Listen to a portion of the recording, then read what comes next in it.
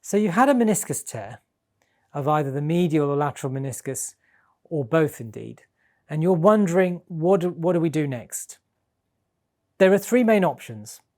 One is to try physiotherapy and rest and see how the tear recovers. The second is to try physiotherapy and rest and then have another review with a specialist to see whether it's healing well or whether actually the knee is getting worse and surgery may be required.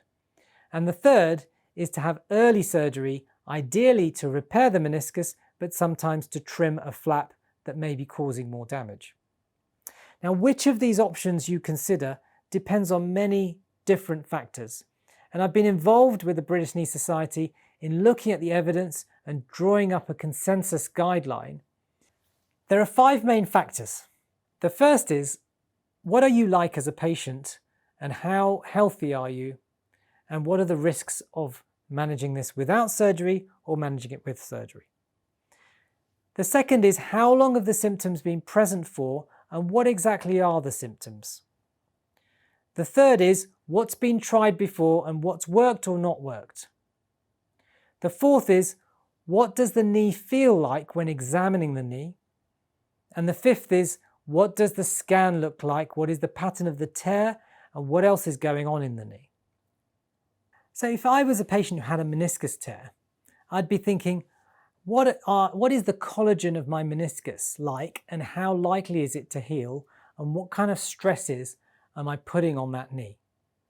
I'd be putting more stress through that knee if I was doing twisting sports or high impact sports, or if my body mass index was greater than 35. In this case, the meniscus is unlikely to heal with A, without rest, and B, without losing weight. The second is, how frequent are my symptoms and what are they? So am I getting pain pretty much with every step? Is it a sharp catching pain when I twist or turn, or is it a dull ache? And does it happen frequently, or is it happening once every couple of months? The third is, how long have my symptoms been present for? Is it been just a few days, or has it been over 3 months? The longer the symptoms go on and the knee is not recovering, the less likely it is to recover in the first place. Okay. The next is, what has been tried to help me with my knee? Have I rested it? Have I had physiotherapy? And physiotherapy can consist of a combination of swelling management, massage, strength and range of movement exercises, and sometimes some adjunctive treatments like ultrasound. Has this helped, or has the knee got worse?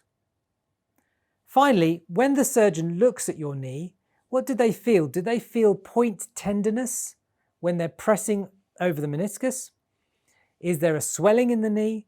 And how well is the knee moving, both in terms of straightening and bending? And the final consideration is what the scan looks like. So if it is a tear purely of the meniscus with nothing else going on, then you want to look at the tear itself. Is it a hairline tear where the meniscus has hardly moved out of position? Is it a tear in an area where there's a good blood supply? Or is it quite a substantial tear where the meniscus has moved out of position or is in a flap that is unlikely to heal? All of those factors will tell us the likelihood of the meniscus healing without surgery or whether surgery is required early. So the couple of situations when surgery is required very early is in the case of a dislocated meniscus. So the meniscus is torn and moved out of position. And this is particularly an emergency if the knee is not straightening fully. In that case, keyhole surgery, ideally to push the meniscus back and to repair it with sutures, is the ideal situation. Sometimes the meniscus is too damaged to do this and the torn portion may require removal.